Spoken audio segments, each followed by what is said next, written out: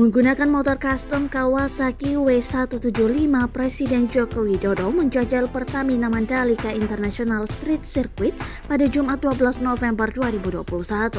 Orang nomor 1 Indonesia ini start pukul 11:21 waktu Indonesia Tengah.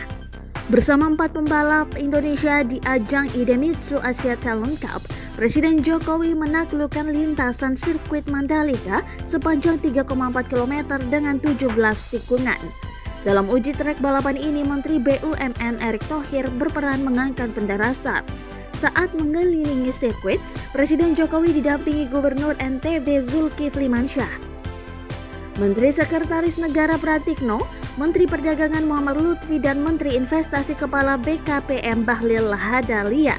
Juga ikut Kepala Sekretariat Presiden Heru Budi Hartono, Sekretaris Militer Presiden Marsda TNI M. Tony Harjono, Komandan Pas Pampres Majen TNI Tri Budi Utomo, Deputi Bidang Protokol Pers dan Media Sekretariat Presiden Bey Mahmudin, serta staf khusus Presiden Angki Yudhistia, juga Kapolda NTB Irjen Muhammad Iqbal dan Danrem 162 WB Brigjen TNI Ahmad Rizal Ramdhani.